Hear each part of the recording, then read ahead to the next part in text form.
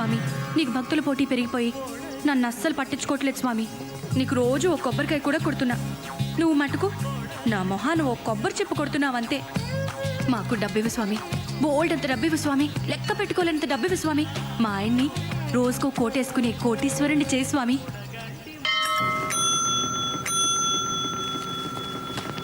Sub editor గారికి okay sir.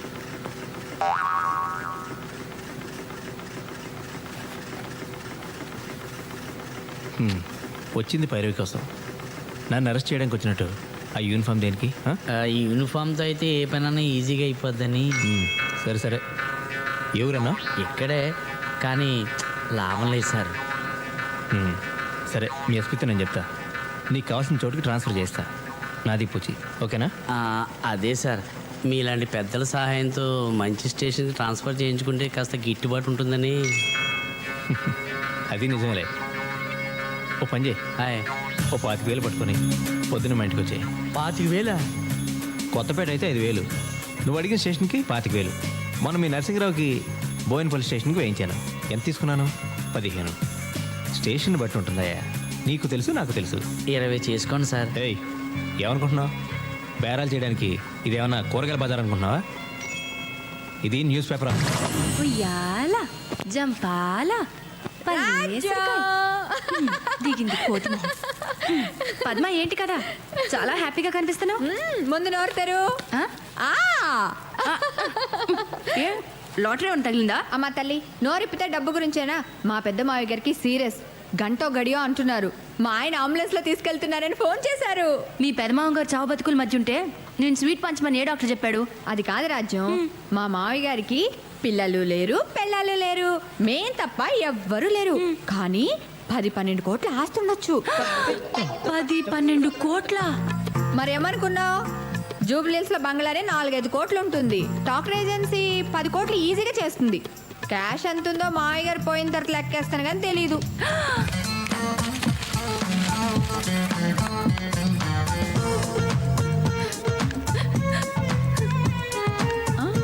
అదేంటి నువ్వేడుస్తున్నావు? చెట్టంత మనిషి అంత ఆస్తిపాస్తులు కూడబెట్టి పిల్లా పిచ్చుక లేకుండా పోతున్నారంటే నా మనసు బాధపడిందే. ఎంతైనా సాటి మనిషి కదా. నేను తోటి వాళ్ళ కష్టాలు చూసి తట్టుకోలేను, నీకు తెలుసు కదా. కాకపోతే ఆయన పైకి పోయాడు అనుకో, మేం జూబ్లీహిల్స్ బంగ్లాలకు పోవచ్చని చిన్ని ఆశ. నీ తప్పే ఉందిలే పద్మ. ఒకరి దురదృష్టం మరొకరు అదృష్టంగా మారుతుందని ఓ డాక్టర్ చెప్పాడులే. ఏంటో మా మంచితనమే మమ్మల్ని ఇలా కాపాడుతుంది స్వరాజ్యం. ఈ స్వీట్ అన్నయ్య గారికి మేము జూబ్లీహిల్స్లోకి మారిపోయాక మీరు కూడా అక్కడే ఒక చిన్న ఇల్లు అద్దెకు తీసుకుని వచ్చేయండి. ఒకవేళ మా ఇంట్లోనే చిన్న అవుట్ హౌస్ లాంటిది ఉంటే మీరు కూడా మాతో పాటే ఉండొచ్చు. మరి నేను బయలుదేరినా ఆయన ఫోన్ చేస్తారు. చూసారా సార్, ఈ డాక్టర్ల అన్యాయం. మా పెద్దనాన్నగారు బతకరు, చచ్చిపోతారని చెప్పారు. ఆయన చచ్చిపోతారని నేను చాలా కంగారు పడ్డాను సార్. కంగారు పడలేదు, ఆశపడ్డావు. మీ ఆవిడ స్వీట్లు కూడా పంచిందట మా ఇంటికి వచ్చి. దానికి కంగారు ఎక్కువ.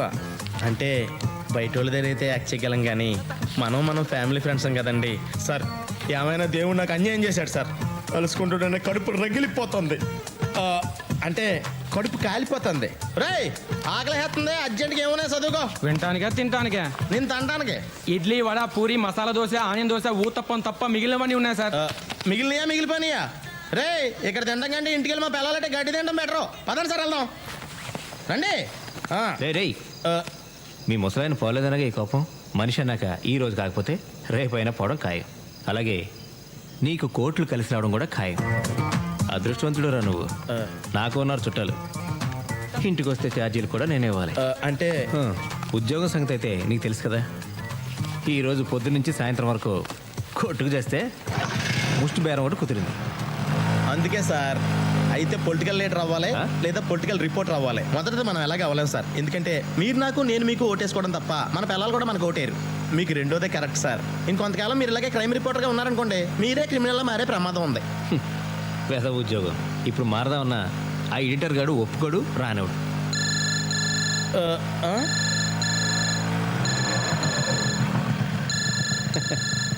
మన ఎడిటర్ గాడు 100 సంవత్సరాలు బతుకుతాడు ఎదవ. మా పెద్దనాన్నలాగా సార్. అది నన్ను అడుగుతావేంట్రా? డాక్టర్ని అడగాలి. ఆ డాక్టర్లు ఆడు పేషెంట్గా ఉన్నప్పుడు చెప్పారు సార్, రేపో మాపో పోతాడని. ఆడు పోతాడేమో అని ఎంతో పేషెంట్స్తో ఎదురు చూశాను సార్. ఇప్పుడు నేను పేషెంట్ అయ్యేలా ఉన్నాను సార్. క్యారేజీలు మోయడానికి ఆఖరికి ముట్టిగడడానికి ఉన్నాను, వాడుకుంటాడు సార్.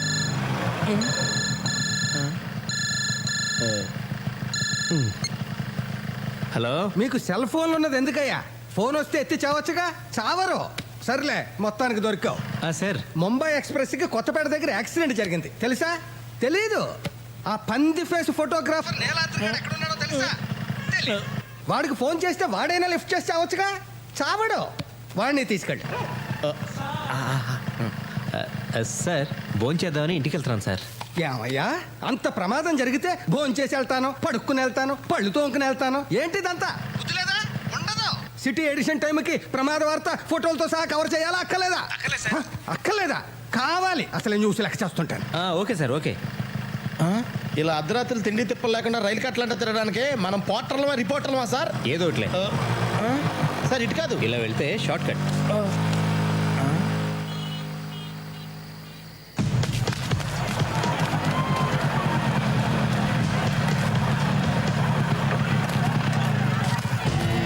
సార్ సార్ ఈ యాక్సిడెంట్ జరిగి ఎంతసేపు అయింది? అరగంట పైన అయింది.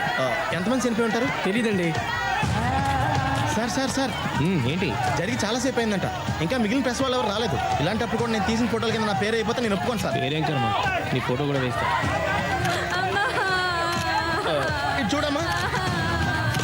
అది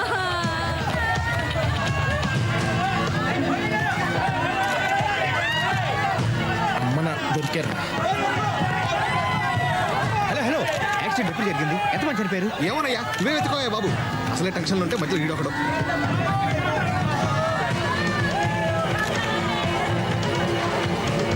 రేయ్, రండిరా తొందరగా. సార్ చూసావా, ఎవడికి దొరికింది వాడు పట్టుకొని పారిపోతున్నాడు. మనిషి మాంసం ఉప్పుగా ఉంటుంది కాబట్టి వదిలేశారు. కాస్త రుచిగా ఉంటే ఈ శవాలను కూడా పట్టుకుపోయారు. గొప్పగా ఉంటుందా? రే, మీ దొంగ మొక్కలు పొద్దున పేపర్లో చూసుకుంటారా? ఏరిళ్ళు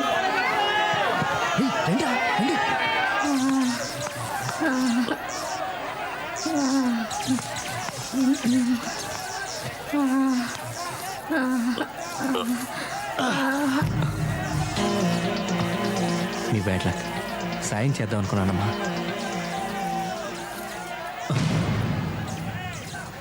నువ్వు తీసుకో. ఏయ్, తీసుకోమంది ఫోటో కాదు, ఇవి తీసుకో. ఇది దొంగతనం సార్. అందులోనూ చచ్చిపోయిన వాళ్ళ ఒంటి మీద బంగారం తీసుకోవడం అంటే మరీ అన్యాయం సార్. పోనీ నేను తీసిస్తే నువ్వు తీసుకుంటావా? కళ్ళగద్దుకుని మరీ తీసుకుంటాను సార్. వచ్చేస్తాను సార్.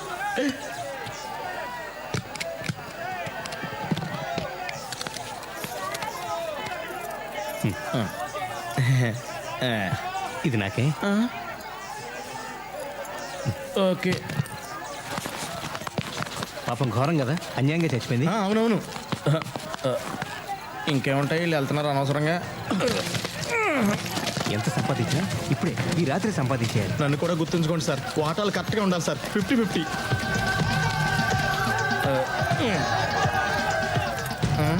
ఏయ్, ఆ చైన్ లాగు. ఏది? త్వరగా కానీ మళ్ళీ ఎవరన్నా వస్తారు. అదేం చేసుకుంటారు సార్? ఎహె, ఆ చైన్ కాదు, ఈ చైన్. ఎలా బతుకుతావో ఏంటో.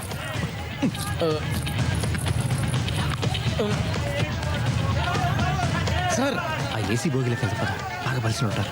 సార్ మీరు లోపలికి వెళ్ళండి సార్. నేను బయట ఎవరు రాకుండా కాపలా కాస్తాను. సరే. అమ్మయ్య.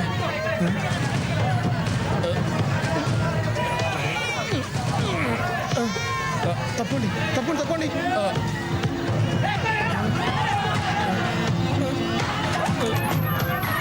సార్ ఏమైనా దొరికిందా? ముందు పట్టుకో. ఇవ్వండి, నేను పట్టుకుంటాను. తొందరగా దిగండి. చోర్ నహీ హూ, మే జర్నలిస్ట్ హూ. ఇది సరిగ్గా తగలదు.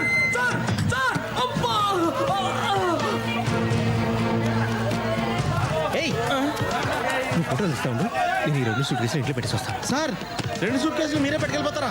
దీంట్లో నీది, రేపు పొద్దున వచ్చి పట్టుకో. నీ బరువు కూడా నేనే మోస్తున్నందుకు సంతోషించు. సార్ తొందరగా వచ్చేయండి. ఎడిషన్ లేట్ అయితే ఎడిటర్ గారు కోపడతారు. 10 నిమిషాలు, 10 నిమిషాలు.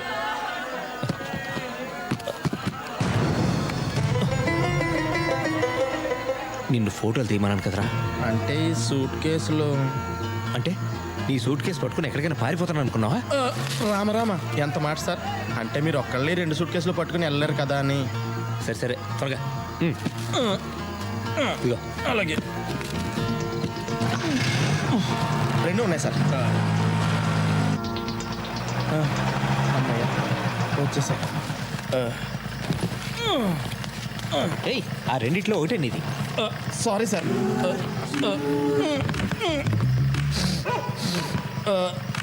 ఏది తీసుకోమంటారా మీరే చెప్పండి సార్. అబ్బా నీలాద్రి, దేనిలో ఉందో నాకు ఎలా తెలుస్తుంది? కళ్ళు మూసుకుని నోరు మూసుకుని ఏదో ఒకటి తీసుకో. దొంగ సొత్తు గురించి అర్ధరాత్రి నడివీధిలో ఇలా డిస్కషన్ పెట్టుకోకూడదు. తొందరగా. రెడ్ డేంజర్, వీడికే ఇచ్చేస్తాం బెటర్.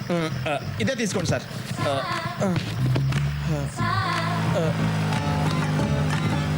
సార్ తొందరగా వచ్చేయండి.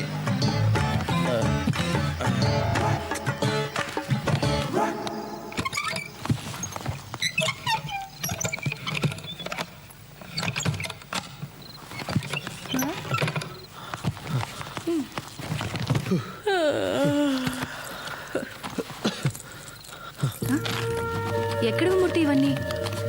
సూట్ కేసు ఏంటి? నిజం చెప్పు, పాపకి పెన్నిని తెస్తున్నావు కదూ? అయినా నీకు అంత సీన్ లేదులే. ముందు ఎయిర్ బ్యాగ్ తీ, అర్జెంట్గా వెళ్ళాలి. ఇంతకీ ఏమైందో చెప్తావా? ముంబై ఎక్స్ప్రెస్ పడిపోయింది, చాలా మంది పోయారు. చేతి దొరికిన నెక్లెస్లు గాజులు తీశాను. మళ్ళీ వెళ్ళాలి. ఏయ్, ఓ! మొత్తానికి ముంబై ట్రైన్ మూలాన బాగా ట్రైనింగ్ అయ్యావన్నమాట. పద, నేను వస్తా. నేనేమన్నా షాపింగ్కి వెళ్తానా? తెలుసు, రాబింగ్కి. దీని నిండా బంగారమేనా ముట్టి? ఏమో, నాకేం తెలుసు.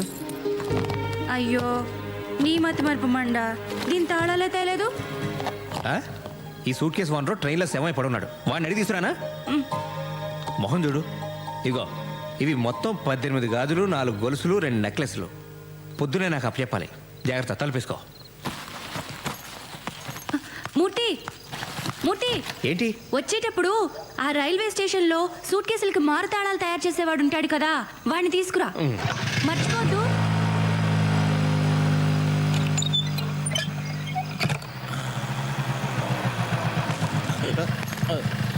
ఏంటది? మా ఆవిడిచ్చింది సార్. ఎన్నిసార్లు తిరుగుతారు, అంత ఆశ పనికిరాదు. ఈ బస్తాలు తెస్తే చాలందండి. ఎంతసేపు నీ స్వార్థమేనా? తెచ్చినోడు 2 సంచులు లేవచ్చుగా. ఊరుకోండి సార్, ఈ హైదరాబాద్లో ఎవరిదారు చూసుకోవడానికి టైం లేదు. ఇంకోటి నేను ఎక్కడ చూడగలను? తొందరగా పోనండి, తెల్లారిపోతుంది. मंत्री जी, आंध्रा में मुंबई एक्सप्रेस का एक्सीडेंट हो गया। ये तो आपको पता है। मेरा भाई धीरूलाल के सूटकेस में करोड़ों का डायमंड्स है। वो डायमंड्स मेरे हवाले करने का जिम्मेदारी आप पर है। ये जिम्मेदारी निभाने के लिए मैं आपको 50 लाख दूंगा, अब भी दूंगा। ये जिम्मेदारी आप पर रही साहब। आप फिक्र मत कीजिए, आपका काम हो जाएगा। जी, मैं रेलवे मिनिस्टर का पीए बोल रहा हूँ.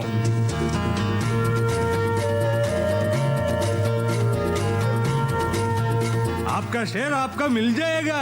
Okay sir. జాగ్రత్త. ధీరులాల్ సూట్ కేసులో నుంచి వజ్రాలు తీసేసి సూట్ కేసు ఎక్కడో దూరంగా విసిరే. వజ్రాలు నీకు సగం, నాకు సగం. Okay, deal sir. मैं होम मिनिस्टर बात कर रहा हूँ। Good evening sir. AC coach में धीरोलाल को ट्रेस करके उनके सूटकेस को सीज करके पुलिस एस्कॉर्ट के साथ फ्लाइट से इमीडिएटली मेरे पास भेज देना। Okay sir. आप काम पे लग जाओ। Then what about my? Yes yes, I will consider you for the CBI director post. నీకేం అన్యాయం చేయను. ఆ వజ్రాల్లో 80% నాకు, 20% నీకు. ఓకేనా? Okay sir. తొక్కలో పర్సంటేజ్ నువ్వు ఇచ్చేదేంట్రా? నాకు ఇవ్వాల్సింది నేను, ఇస్తే తీసుకోవాల్సింది నువ్వు.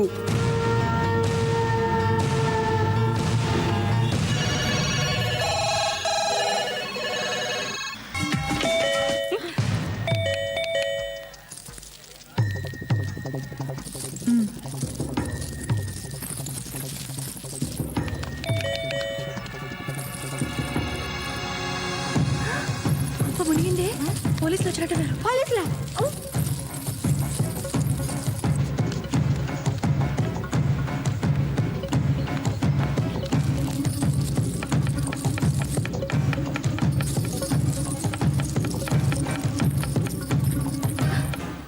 ఏ, ఈ నగలు జాగ్రత్త. అలాగే. ఆయన లెక్క పెట్టి మరీ నా చేతిలో పెట్టారు. సరే. ఆ?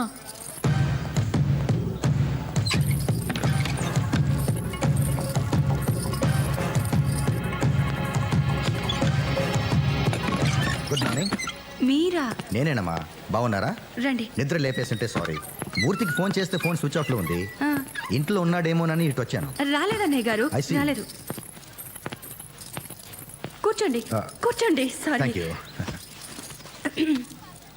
మంచినీళ్ళు ఇస్తారా? ఆ, ఎక్కువ కూల్గా వద్దు. ఓకే, తీసుకోండి. Thank you. డిస్టర్బ్ చేశానా? చాలా నీళ్లు చాలా అని అడుగుతున్నాను. చాలమ్మా.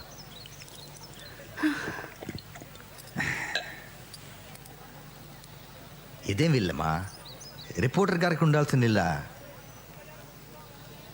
సంపాదించమనండి అమ్మా. దీపం ఉండగానే చక్కదిద్దుకోవాలి. ఏం రిపోర్టరో ఏంటో. రిపోర్టర్లకు మాలాంటి పోలీసులు సపోర్టర్లుగా ఉన్నా మీ ఆయన పెద్దగా ఉపయోగించుకోవట్లేదు. మీరే చెప్పండి, నేను చెప్తే వింటారా? అన్నట్టు నిన్న రాత్రి ట్రైన్ యాక్సిడెంట్ కవరేజ్కి వెళ్ళాడుగా మూర్తి. ఏమైనా సంపాదించి తెచ్చాడా? అదే నగలు, బంగారం, సూట్ కేసులు ఏమీ తీసుకురాలేదా? మీరేమంటున్నారో నాకు అస్సలు అర్థం కావట్లేదు అన్నయ్య గారు. ఉత్తినేనమ్మా, జోకు. ఓ, నిన్న రాత్రి ట్రైన్లో చాలా మంది చేతికి అందింది పట్టుకుని పారిపోయారు. మీ పేపర్లోనే చదివాను. కోర్స్ మన మూర్తి అంత పనుడు కాదులే. అందుకే జోక్ చేశాను. ఏం లేదమ్మా, యాక్సిడెంట్ గురించి పెద్ద పెద్ద వాళ్ళ దగ్గర నుంచి మా డిపార్ట్మెంట్లో పెద్ద పెద్ద వాళ్ళకి ఫోన్లు వచ్చాయి. ఓ, మామూలు మనుషులకి తెలియంది ఏదో జరిగింది. అందుకే నాకేదో అనుమానంగా ఉంది. మూర్తికి ఏమైనా ఉప్పందిందేమోనని తెలుసుకోవడానికి వచ్చాను. ఓ. నీ కాంటాక్ట్లోకి వస్తే నాకు ఒకసారి ఫోన్ చేయమని చెప్పు. ఆ, ఆ, ఆ. వస్తానమ్మా. ఆ, బై ద వే, మీరిద్దరూ రోజు మా ఇంటికి భోజనానికి రావాలి. ఆ, డెఫినెట్గా వస్తాం. ఓకే. ఆ. ఎవరే? వాడేనే సూర్యరెడ్డి, లంచ్ కొండ వెదవ. అందరూ వీళ్ళనే ఉంటారా? పోలీసు ఓడయ్యుండి అన్ని దొంగ బుద్ధులే. అవునే బాబు, నాకు కూడా వాడంటే ఒళ్ళు మంట. సర్లేవే, ఇప్పుడు వాడి సంగతి మనకెందుకు? ఏయ్, నీ నగలన్నీ అలాగే ఉంచేసానే, నేనేం తీసుకోలేదు. ఆ, నేను హెల్ప్ చేయనా? చక్కగా ఉన్నావు. నేను ఇది ఒకసారి పెట్టుకోనా? ఓకే.